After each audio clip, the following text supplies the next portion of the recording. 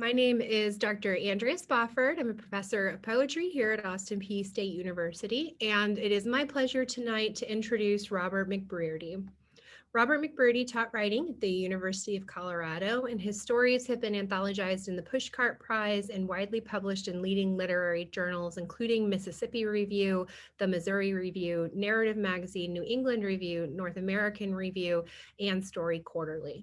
He is the author of Episode, the Western Lonesome Society, A Night at the Y, and most recently, When I Can't Sleep.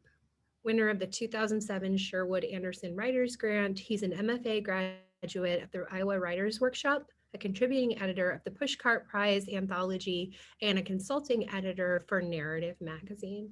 Please welcome Robert McBrearty.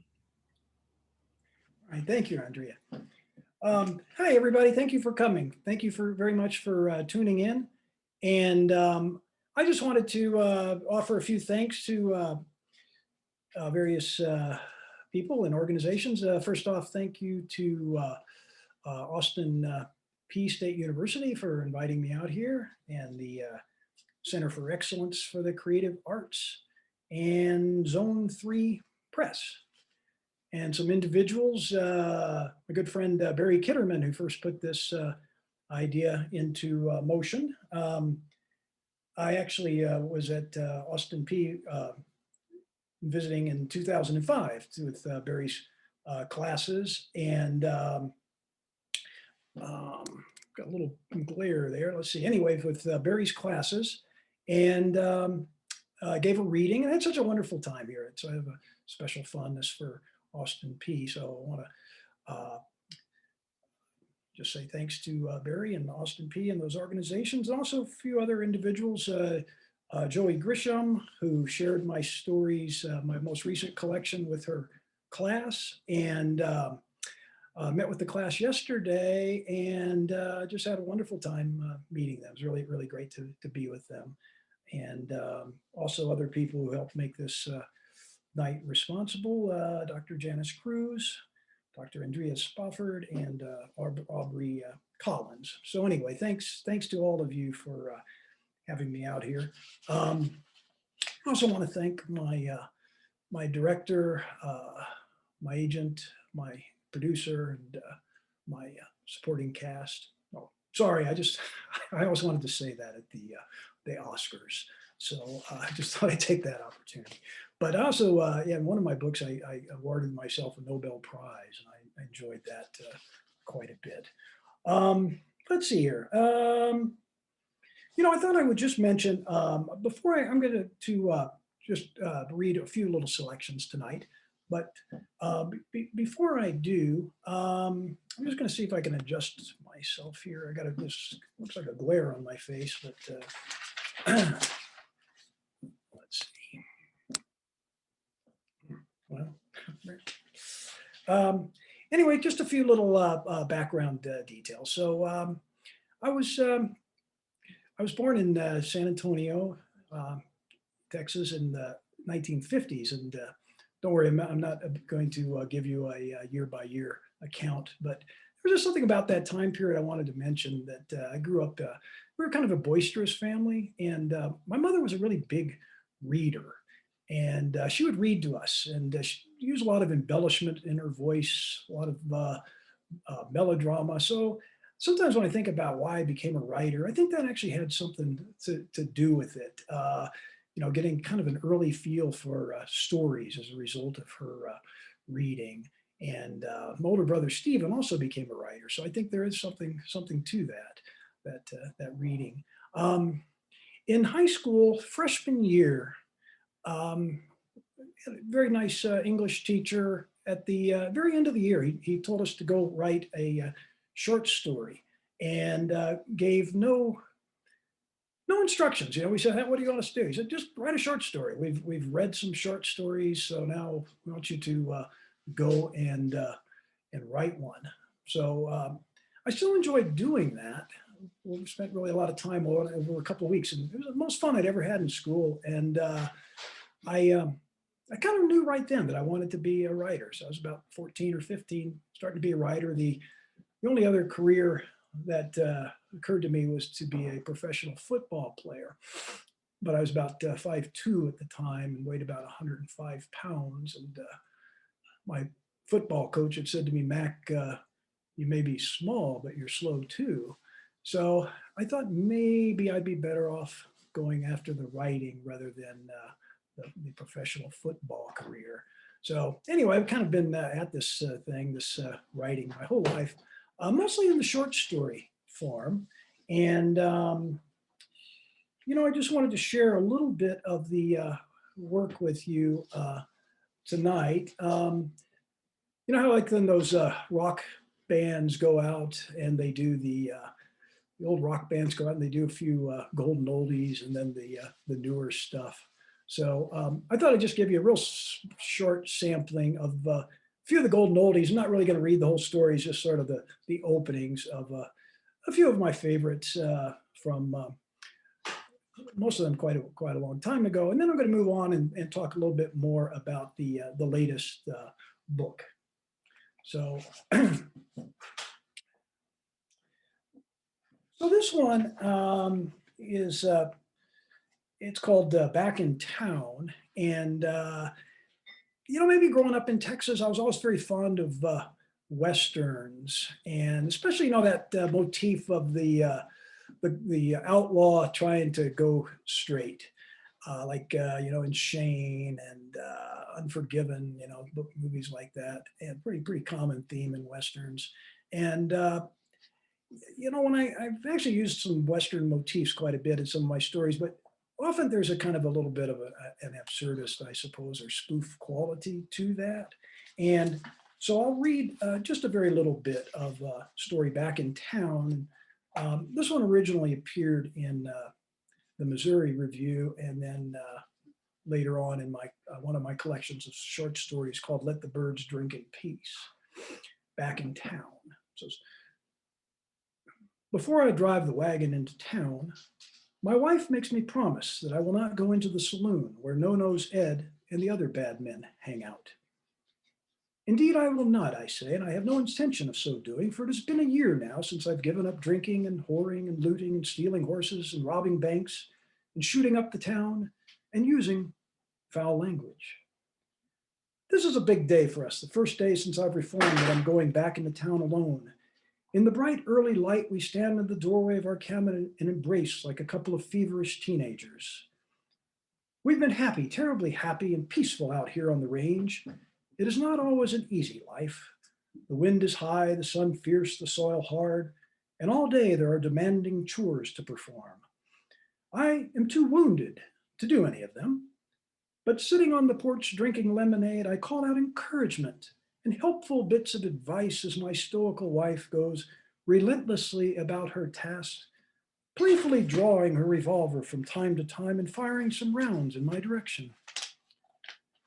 It is often lonely on the range, but at night, as coyotes howl from the hills, we dance in the starlit fields behind our cabin, our clothing slipping away layer by layer, the two of us spinning and whirling in naked amazement, alone amidst miles and miles of sagebrush and tumbleweed.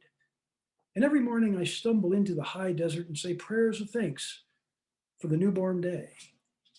Nearing town on the wagon, I think about how sad it would be to lose this new happy life, and I vow that there will be no drinking or whoring or looting or stealing horses or robbing banks or shooting up the town or using foul language.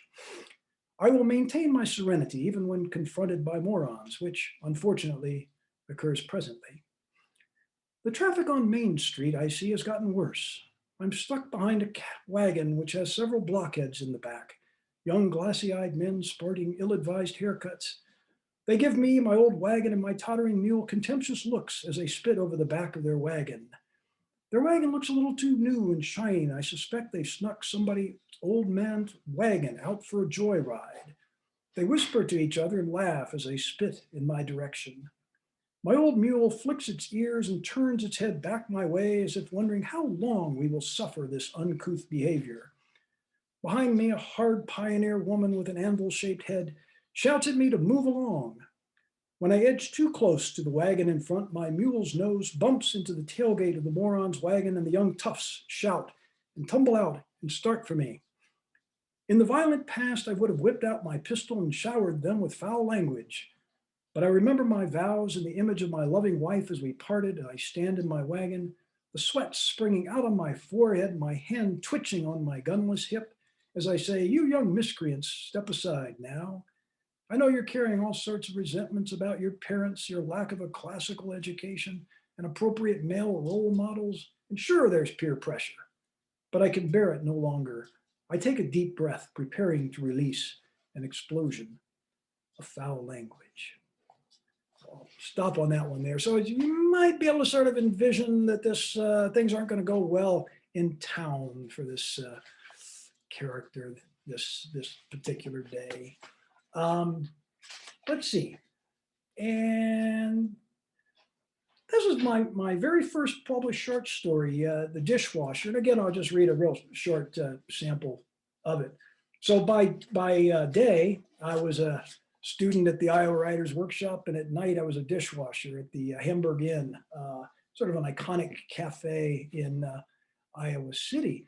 And as you might imagine, dishwashing is not necessarily that glamorous a job. But I got this idea as I was washing dishes one night to sort of do sort of what I think of as a reversal, just take a completely different look at it. I was kind of excited about the idea. And I remember just going home. I lived in a little apartment, a little dank, squalid little basement apartment.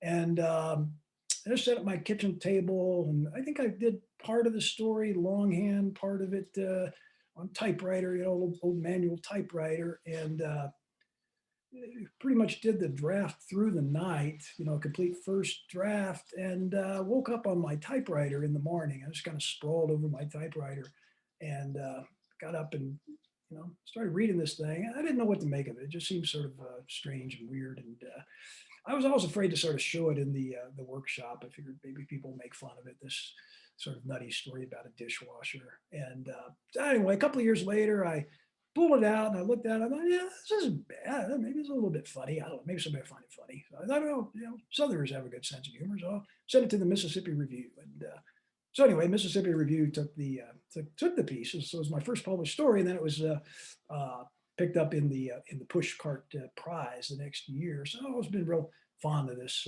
story. And again, I'm not going to read the whole thing, just a little sampling of it called The Dishwasher. And I'm a dishwasher in a restaurant. I'm not trying to impress anybody. I'm not bragging. It's just what I do. It's not the glamorous job people make it out to be. Sure, you make a lot of dough and everybody looks up to you and respects you. But again, there's a lot of responsibility. It weighs on you. It wears on you. Everybody wants to be a dishwasher these days, but they've got an idealistic view of it.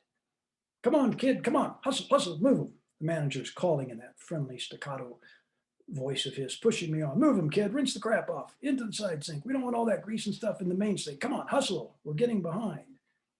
The waiters, waitresses, and cook are there now too, right behind him, cheering me on.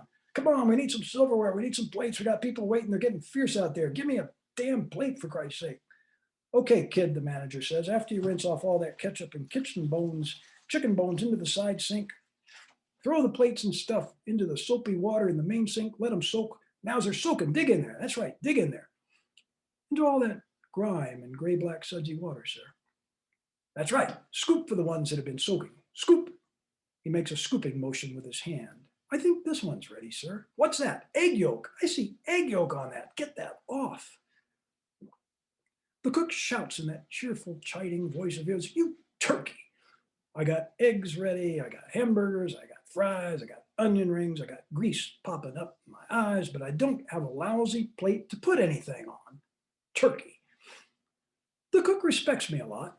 He knows I take it in stride. He mumbles and swears some more, but I know that's just his style when he's tense. All right, kid.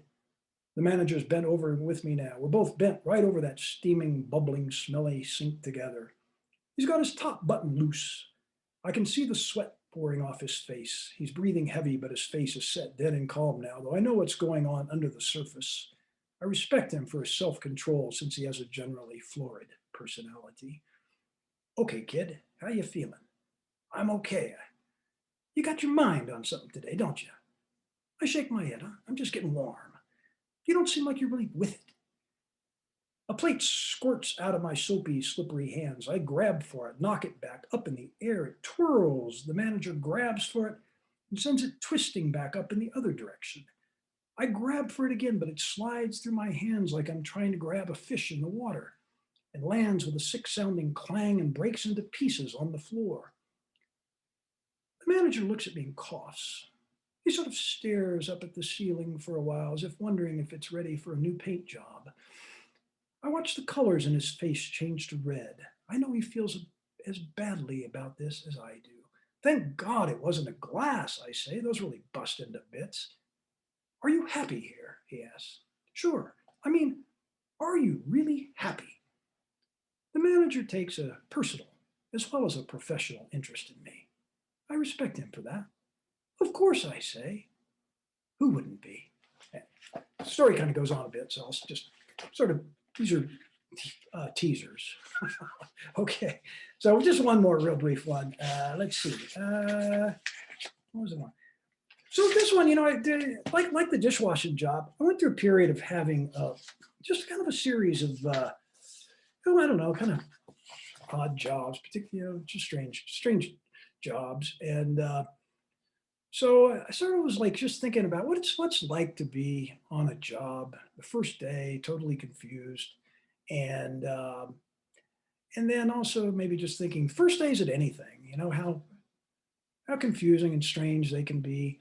And so I sort of took, rather than like one specific job, I kind of made a little bit of an absurdist sort of thing out of the work world. I kind of draw on work stories a fair amount. And this one is called First Day. And again, just a little bit to give you a flavor of it. First day. The boss spat. Do you know how to work hard? He asked. I mean, hard.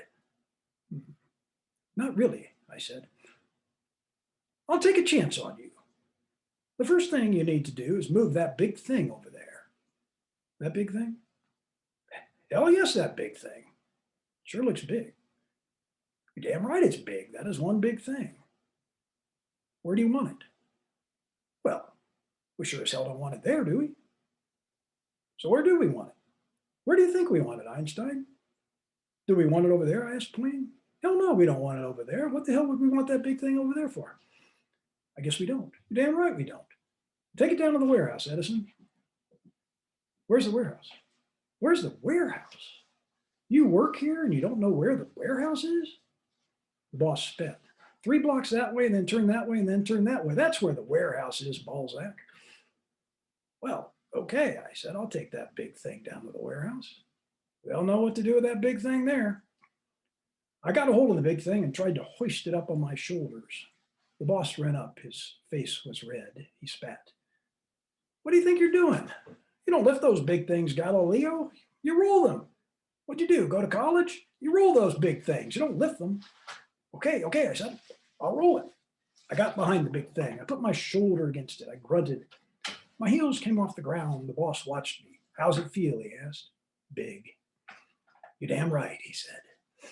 I dug my feet into the ground and pushed. It creaked and slid a couple of inches. Roll it straight, Da Vinci, the boss hollered. Don't let that big thing get away from you. It was getting easier. The big thing was starting to roll. The big thing bounced to the left and the big thing dragged to the right. And I tried to move it from side to side. We rolled out the gate and onto the street. Cars honked. People yelled. A guy shouted out his window, "Get that big thing out of the street, you moron." I got the big thing up on the sidewalk. It started to pick up speed. It was really rolling now. I saw some people on the sidewalk. I tried to stop the big thing, but it just pulled me along with it. Hey, look out, I called. I can't slow this thing down. Watch it, a man cried. He's out of control. People dove out of the way. Be careful with that big thing, a lady screamed. You ought to be ashamed. I'm sorry, I said. I'm just trying to do my job. Anyway, so anyway, so I didn't feel like reading those whole stories because I actually wanted to get to some new work, but I wanted to just kind of give a flavor of some of the stories of the past that I've written. I think my stories tend to sort of fall into different categories. You know, I have realistic stories, and then I have sort of more absurdist type stories. I guess these were all a little bit more on the absurdist vein. And you know, some humorous stories, some serious stories, some stories that are both humorous and serious. And I think that's a vein I try to work in a fair amount. And then some stories that are neither humorous nor serious. And I don't quite know how to categorize those. Anyway, so recently I've been writing a lot of flash fiction, and flash fiction are stories that are about generally about under 1,000 words.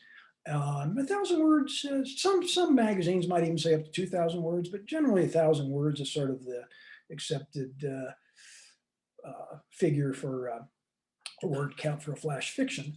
And then a lot of them are even under 500 words. And you know, I actually find the ones that are around 1,000 words are actually fairly full. Like I can, you know, I feel like you could tell pretty much of a full story in that amount of time. The under 500, a little more fragmentary. I think one of the things that interested me is trying to see how much you can get across in a limited number of words. So I'll read a little bit from my recent collection, which is called When I Can't Sleep. And this is a collection of flash fiction. It was published by Matter Press last year. It has about 30 flash fictions.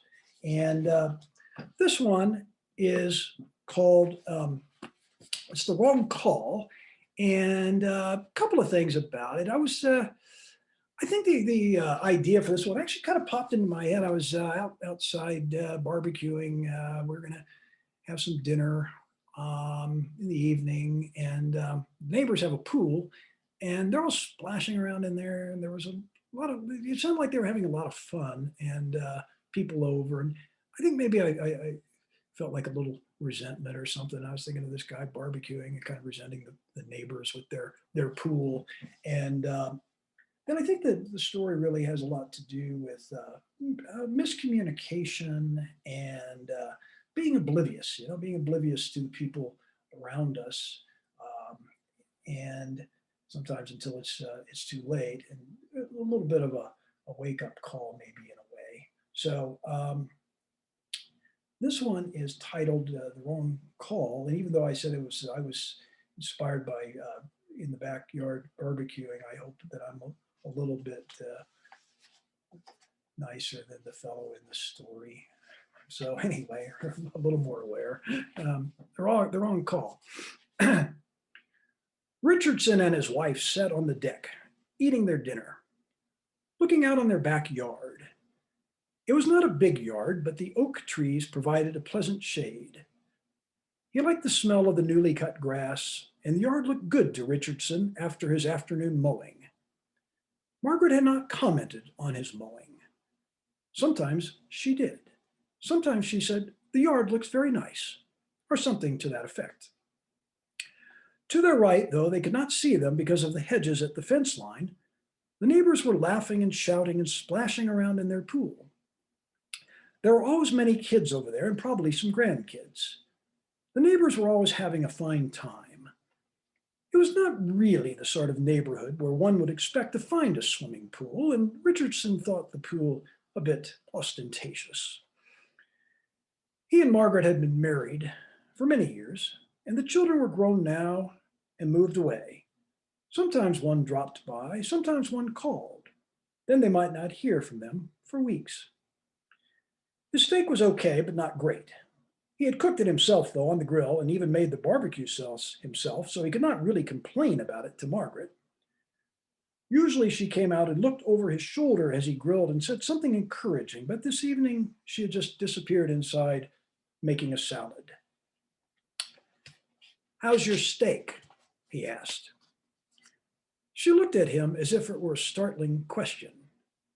Her mouth was dabbed with barbecue sauce. "Good, good," she said. "It's good."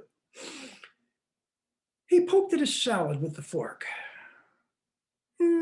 Salad seems a little oily." She set her fork and knife down. She looked long at him. "Actually, the meat is a little tough tonight." A moment ago, you said it was good. She picked up her fork and knife and sawed at the meat. She was really working her elbow and shoulder as if she were sawing a piece of lumber. Good, she said, but a little tough. They went on eating. He listened to the laughter of the neighbors. Probably they really weren't even in the pool. They were just standing around shouting and laughing so that the neighbors would think they were having a good time. He cleared his throat. You know, you haven't said much all day. You aren't very good company right now. She stared at him. Is that right? Well, you're not very good company either. As they continued eating, he stole glances at her. Her face looked a little red. What kind of facial lotion are you using these days? He asked. What? She said. What? Your face looks a little splotchy or something. She threw down her napkin. She went inside. He heard her on the phone talking in a loud voice. He came in. Who are you talking to? My cousin Beth. I'm going to visit her. He frowned and glanced up at the ceiling. It looked like it could use a new paint job. That might be something he and Margaret could tackle soon. He could paint while she held the ladder and kept the brushes clean. He looked back at her. I thought your cousin Beth was dead. She's not dead. He scratched at his head. Where the heck has she been? Oh, just go get a beer and watch some television. Oh, okay. He got a beer out of the fridge and started watching a ball game. After a while, he started feeling pretty good. This was okay. Drinking a beer, watching a ball game. But the rest of the house was too quiet. Margaret, he called. He might not always want to talk, but he liked knowing she was around somewhere. Also, he could not find the remote control. A runner slid into home plate, and the umpire called him out. Richardson disagreed with the call. The announcers also disagreed. They replayed the moment, the ball smacking into the catcher's glove, the runner starting his slide, his cleats throwing up a cloud of dirt, the catcher pivoting his shoulders and lowering the glove, a fraction of a second behind the runner's shoe, snaking over the plate. The manager ran out of the dugout and argued about the call. Richardson was backing the manager here, no doubt about it. The runner was safe. The manager stuck his chin out and hollered. The umpire stood with his legs wide. The manager kicked dirt on the umpire's shoes. The umpire rocked back, wound his body up, and jerked his thumb toward the stands. You're out of here. The manager raised his eyes to the sky, spread his hands in disbelief, an innocent victim of an unjust system. Richardson swore at the umpire. He got another beer. This was great stuff. He wanted to replay it for Margaret. He liked to call her over and replay things. He needed to find the remote, and she was good at finding it. She was good at a lot of things. Margaret, he called into the empty house. Margaret.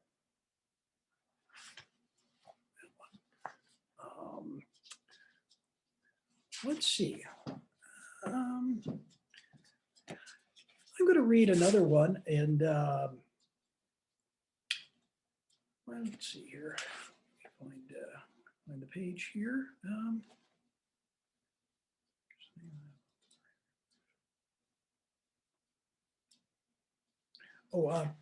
This one is called Send Now, and all the writers out there, all of you will be probably familiar with the rejection slip.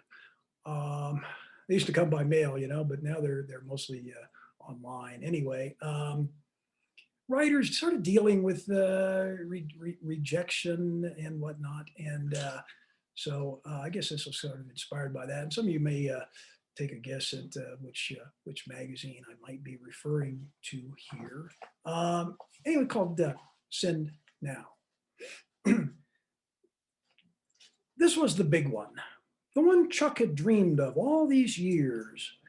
The great story after all the years of being kicked around by the brutal establishment magazines. It had it all: a lost dog, a lonely pony, an orphan, a dyslexic actor, and a ballerina with a bum foot, all in one story. and all he had to do now was hit the send button. It was late afternoon now, and he'd worked all day. Now he had the attachment all set, and he'd already addressed the cover letter to the major magazine, the major magazine, oh yeah, the major magazine that had rejected every story of his for 30 years and counting, but this was the one that would make the editors weep and apologize for not discovering his work earlier. Not that he was bitter, not now. He would savor the moment before hitting the send button. So he went into his kitchen for another cup of coffee. He added the milk and sugar. He usually avoided sugar since his health problems had started, but sugar definitely was called for this time. He stirred in the sugar, finding a kind of beauty in the slow circular motion of his hand as he stirred. It was a fine hand, the hand of a writer, a little bruised around the knuckles, the flesh at the fingertips worn from beating the keyboard. He sipped. Ah, he sighed. When he had been a college teacher, he'd had a little ritual. He'd stand before his desk and raise his cup to his lips and let out a mighty sigh. Ah. The students enjoyed the moment. They'd watch him. Ah, he'd sigh. They'd laugh, and then class would get underway. His wife, Julie, a nurse, had gone in early to the hospital, and she would be home soon. He recalled now that he used to have his moments with her too. After finishing a story, he would get his coffee and look at her and pose with his cup and sip and let out a big ah. That was in the better days when she still cared about his stories, when she still cared about him. But there had been distance in recent years, distance as all the rejections and disappointments weighed upon her as well as him. For the last months, he hadn't even let her read his stories, not after she described one of his stories as gibberish. Well, exactly. The story had been about a guy who was going mad and writing gibberish. So the fact that the story did in fact sound like gibberish was a sign that he had succeeded. But she had failed to appreciate the finer point. Well, his relationship with Julie would soon be turned around.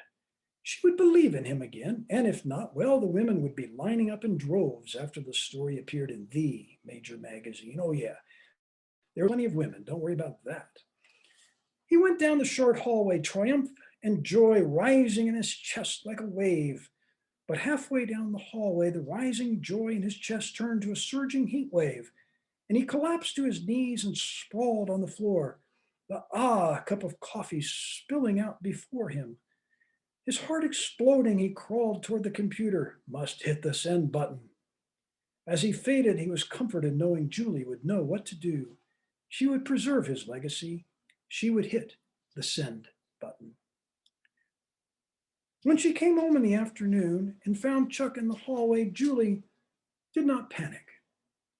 She went into her cool, safe zone as a nurse. She could tell right away, but she checked his pulse anyway. Yep, sure enough, he was dead. No doubt about it, totally dead. This is going to be a pain in the ass, notifying people, arranging the funeral. She was in no rush to deal with all that. She made herself a cup of coffee in the kitchen, sipped, let out a bit of an and walked back down the hallway, stepped over Chuck's body, avoided the spilled coffee, what a mess, and went into the office to the computer. She saw the cover letter to the editor, opened the attachment. Chuck had been talented once. She'd believed in him, but as the years had rolled by without much to show for it, they'd both grown disillusioned. She recalled one recent story that was absolute gibberish. She started to read Chuck's story and her eyes teared up. My God, this one was beautiful. The sad pony, the stumbling ballerina, the actor who mixed up his lines. Opening his other files now, skimming through them, she saw there were really quite a few good unpublished stories there. Sending them out would keep her busy for some time and help her deal with the grief, which she knew might begin after she left her cool, safe zone. After all, there had been some good years together before the long, bleak period settled in.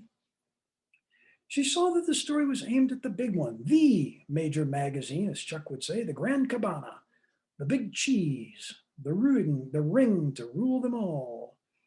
These were sensitive, beautiful stories, not really suited to an author named Chuck. Julie. Yes, that would be a good writer's name going forward. She made the right change and hit the send button. Let's see. I think maybe I have time just for a shorty here. So this is a new one, not in the collection, and in this one, the first part of the story,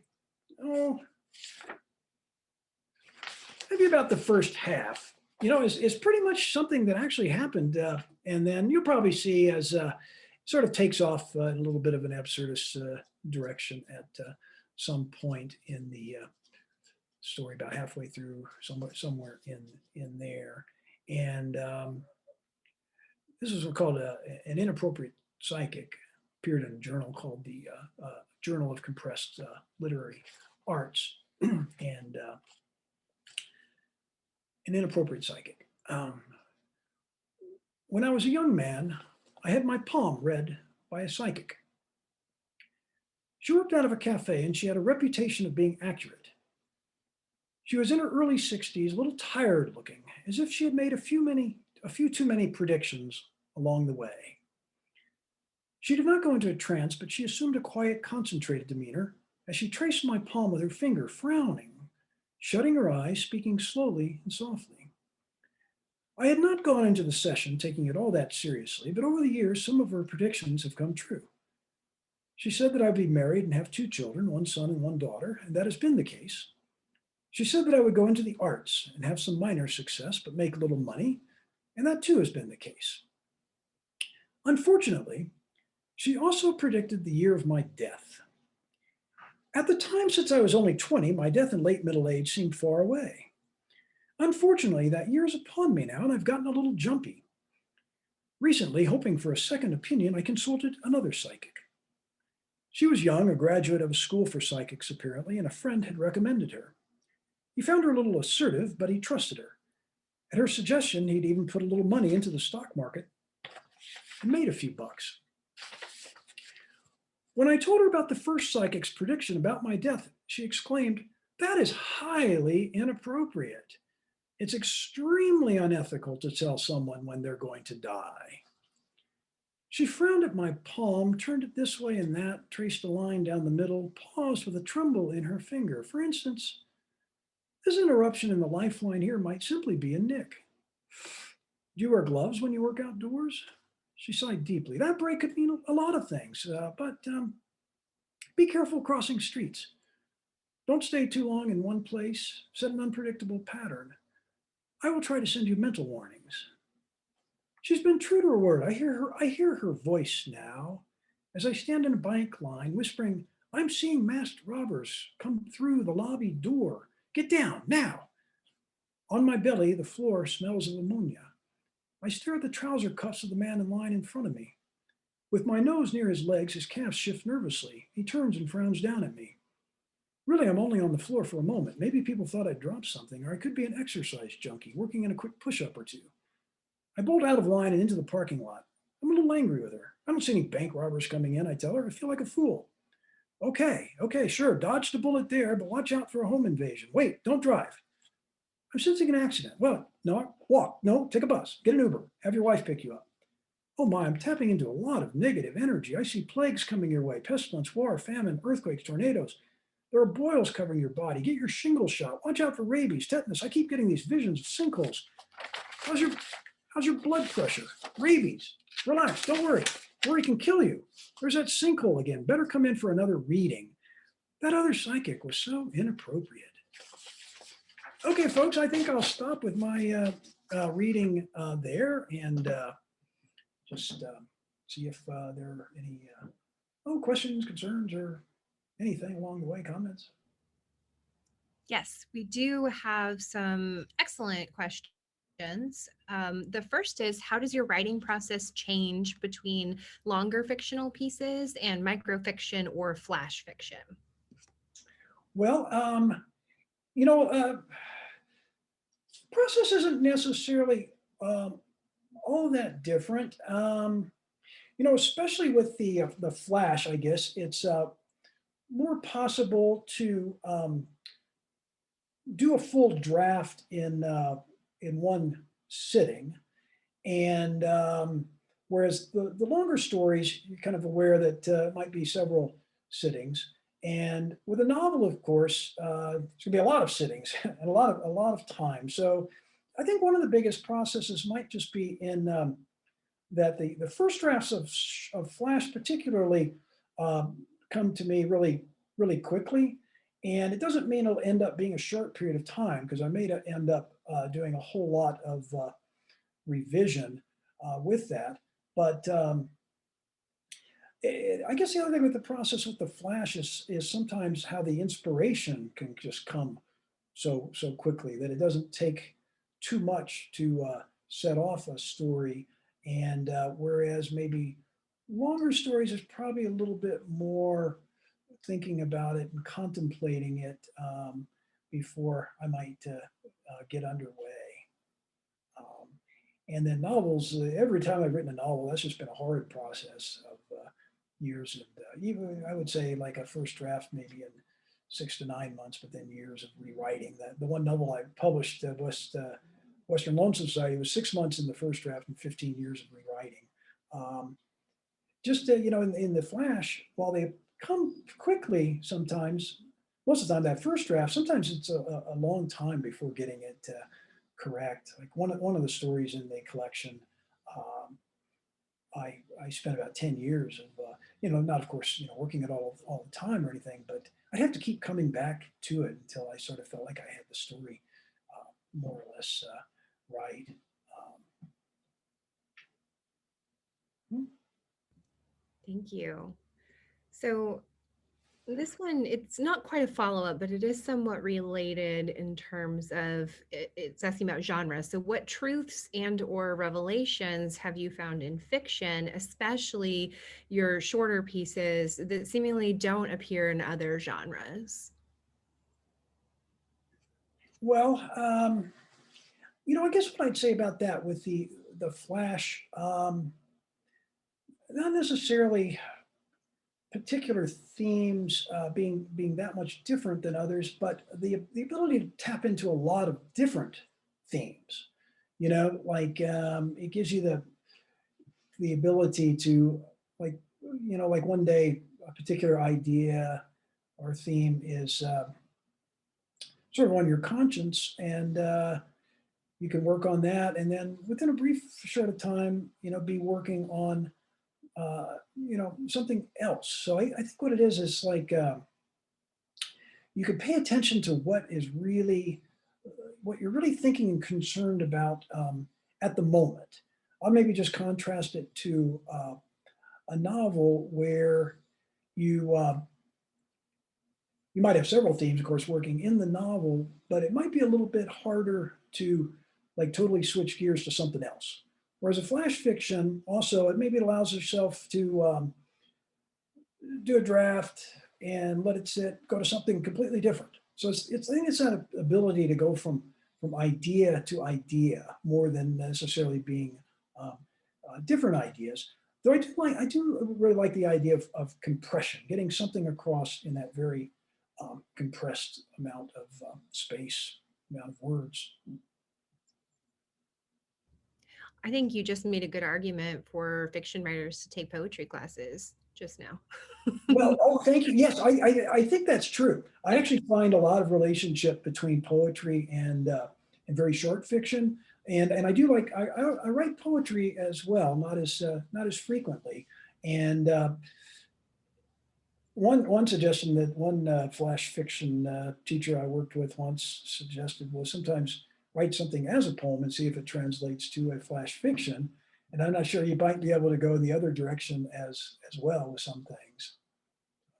Yeah, I definitely think that's the case. I've talked to my students about that before too, Mhm. like write something as a poem and see if maybe it's more of a short nonfiction piece or a short flash fiction piece and track it that way for a while, see what happens. Yeah, kind of sort of just speaking about brevity, and I was Just had this experience. So at the University of Colorado, I taught a lot of composition classes, and I would teach the narrative essay. And for quite a few years, I would make it a 4-page. You had to write 4 pages, and then the last couple of years, I started making it 2 pages, and I realized that they were actually a lot better because the 2 pages really sort of forced people to get to it. And one thing I think that can really harm story or make stories not as good is um, too much backstory. So some stories work very well with backstory, and writers all work differently. So I don't want to say backstory is no good to start with, but I've always found that I like to start pretty quickly and jump right into things, and then maybe work backwards if I need to provide some backstory. So when you have a limited number of words, you're usually not going to have a whole lot of backstory. So that kind of helps you with that. Definitely. So, what is the best advice that you received at the Iowa Writers Workshop? One, and then second, what advice of your own would you give to emerging writers? Oh, okay. Okay, great. Let's see. So, best advice I got at the Iowa Writers Workshop. Let me kind of say in a way that it was sort of more of an overall effect first. There was, before I went there, I got a lot of encouragement for my writing, and I think that that's important. I think getting encouragement is really good, and but I think maybe I also had a little bit of a bloated attitude towards how good I was, and yeah, our workshop is, people are kind of tough on you there. I mean, it's what they do, and it was both sort of like initially kind of demoralizing. I wasn't used to it. It was even kind of depressing. And I remember being in a workshop, and back then you could actually smoke in the some of the classrooms. And I remember people were just raking this story of mine. I really wasn't a smoker, and I just reached over to somebody's cigarette and I just started smoking because I was so, I was like, I was just so shook up. But the overall effect was really good because it's somehow, I think it kind of toughened me up as a writer in some ways, and to realize that not everybody's going to love your work, not everybody's going to like your work, and so that was kind of a good realization, and also realizing just how hard I would have to work, as a writer. It wasn't going to come easy. So that was kind of, I would say, like the big lesson I took away from the Iowa Writers Workshop. Not so much any particular thing. There was one, I thought, a good piece of advice that sometimes I follow. One of my teachers, Mark Costello, said, "Raise the stakes." So you wrote a story. Can you raise the stakes? However you interpret that, but find a little more importance in it, maybe. And he'd also say, expand your scenes. He would notice that we would tend to have a tendency to write scenes and then cut off, go to the next scene. He said, what happens in that space between one scene and that scene? He said, maybe that's an interesting thing to look into. Maybe the scene doesn't end there. Maybe somebody says something else after that, or something else happens. And then sometimes look for that. Is there a follow up to a story? So those were a couple of things I got out of the Iowa Writers Workshop. And then what advice would you give to Oh, emerging? yes. Your own advice? Yeah, I guess what I would say is, a lot of people say this. Actually, I'm gonna sort of say two things. One is the one that it's sort of almost, it's kind of a cliche in some ways, but writers write, and it sounds very simple, but you can't just talk about writing or thinking about writing. You have to actually write, and I think that's kind of the biggest thing if you want to be a writer. Look into how much you're doing it. And you don't necessarily have to write every day, but you have to write a reasonable amount of time. And I think the more you write, especially in the beginning, the more you have an opportunity to grow as a writer. So the notion of just writing itself, um, and then I had a student once, and he was a talented writer, but he hardly ever wrote anything. And I finally, I said to him, you're a talented writer, but if you don't write, nothing will happen. And so, I don't know if he took my advice or not, but that happens to a lot of people who are, quite talented, but don't pursue it. The other thing I would say is this, again, is kind of a cliche, but persistence. You keep at something. Um, Persistence is no guarantee of success, but a lack of persistence is sort of a guarantee that you won't succeed. So maybe those would be my advice, to just write. If I were to follow it up, maybe read and read in read in serious ways, where you read and kind of look at the text. You look at things real closely, especially like writers that you sort of admire or like. Kind of pay attention to, don't just do like one read through, but really kind of focus on a paragraph or two, and really see what's kind of happening in the paragraph, how they phrase things, how they do whatever it is they're doing, whether they're creating suspense or creating humor or whatever it might be. And so those are some thoughts anyway. Thank you. So we have a couple more questions, if you don't mind. No, not at all. So Joey asks a fun one. So she says, "This is something I meant to ask in class yesterday. I noticed the character Samuel shows up in a couple of stories in the collection, The Armchair and Wake Me When It's Over. Is he meant to be a recurring character? I like it when writers do that. So I wondered if Samuel shows up in a lot of your stories, or if it's a name you happen to like." Yeah. I don't have a great answer for that. They're not really meant to be the same character, but I kind of like the names. Like I have this one, I use Samuels, and let's see, what's the other one? Richardson sometimes.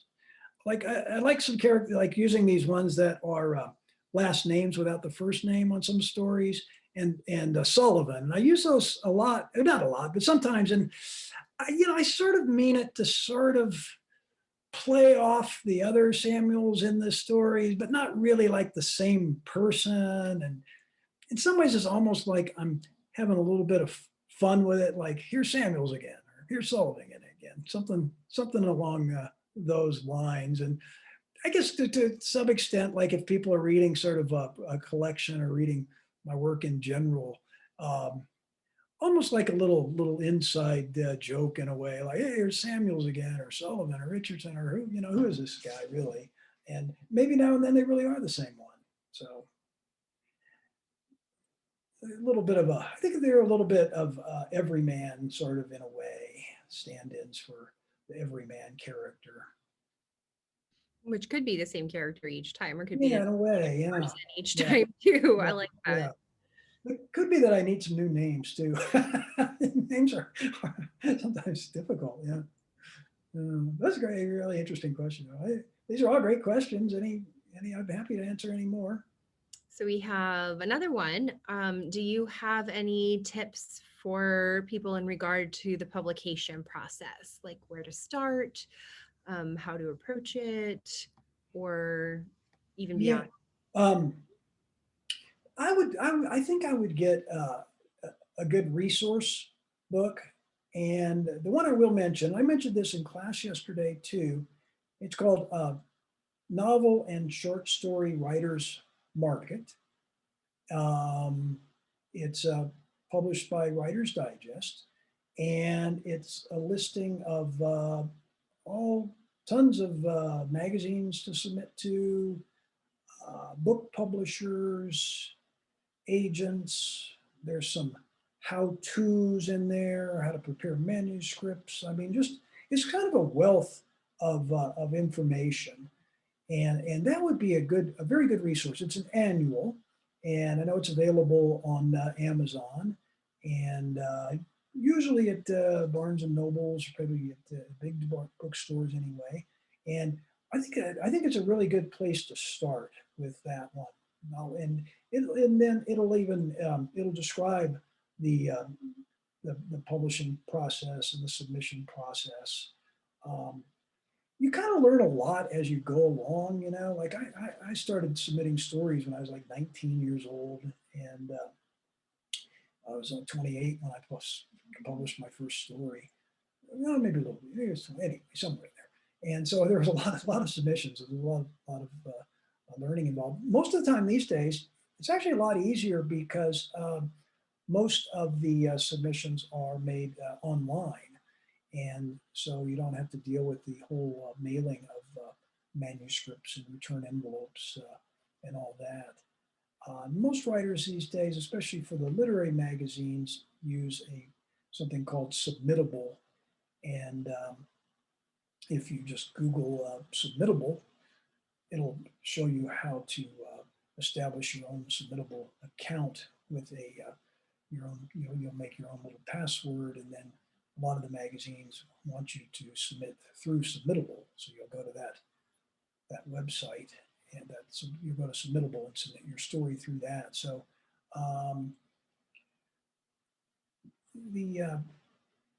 lot of times is figuring out all the various magazines. So I know Barry had a really good suggestion in class yesterday, which was to go to the anthology, the Pushcart Prize, and look and see where all the stories in there first appeared. And also there's listings in the back of just all the magazines that have ever had a story in there, and that can give you some ideas. What I usually do is if there's a particular magazine I want to send a story to, almost all of them have a website. So I'll go to the website and read about the magazine and see if, see if it sounds like a place that I want to submit to, and kind of go from there. So you can really do a whole lot of research on submitting, just through Google and using those resource books.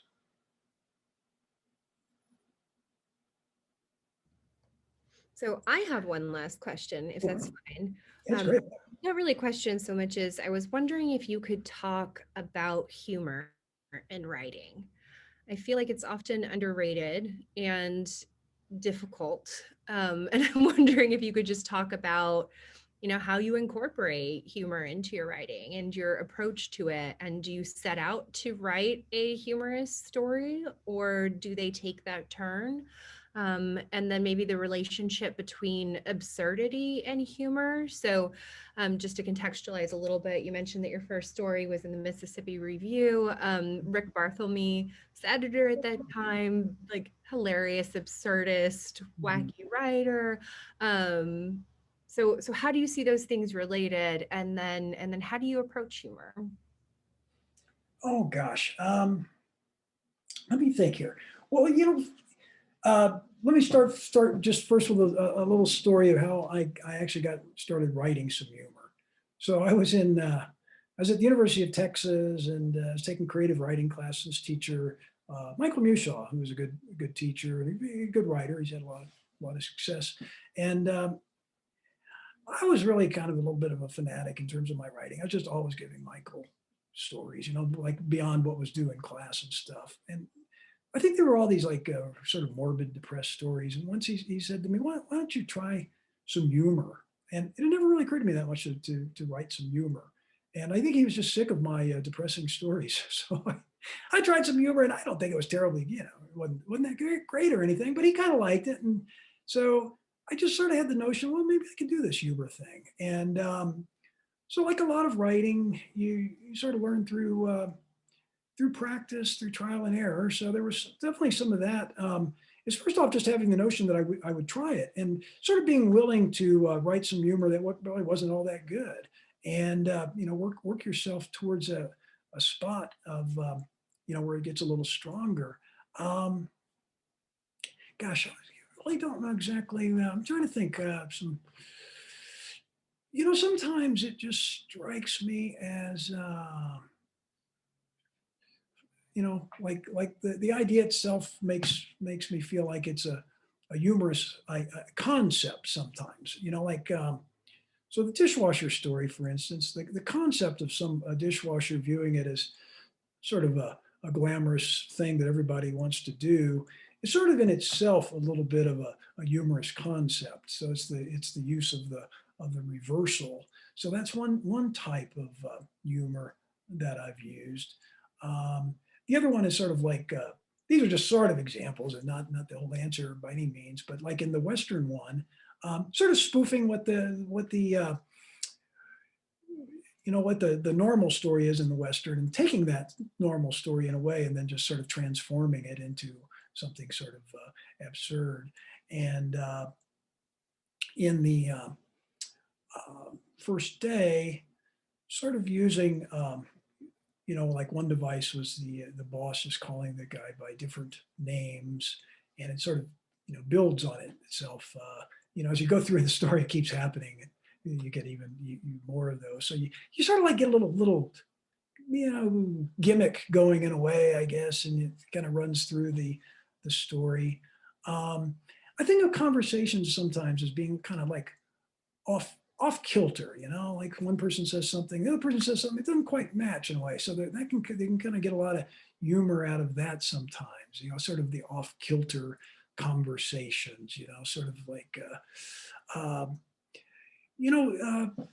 developing just kind of a good ear for dialogue is helpful. Like I think going to plays, going to the theater and hearing conversations, and the way that people speak to each other on stage, especially if you go to something humorous, you can get some. You kind of just got to start to get a feel for the way people can talk in funny sorts of ways. Exaggeration, hyperbole, a couple of techniques. Sort of the overly dramatic out of something that really isn't terribly dramatic, like bed over the sink, smelly, bubbling sink, that sort of thing. So a little hyperbole, exaggeration. Those are some techniques.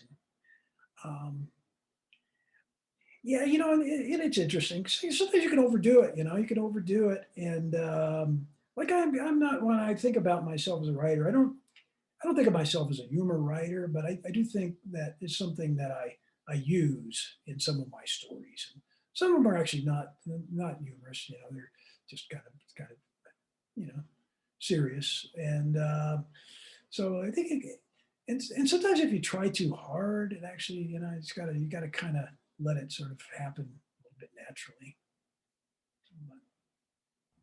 I like that description of slightly off kilter. So it's reality or normalcy, but it's slightly off kilter a little bit. And that's where the absurdity comes in, and that's where the attention comes in.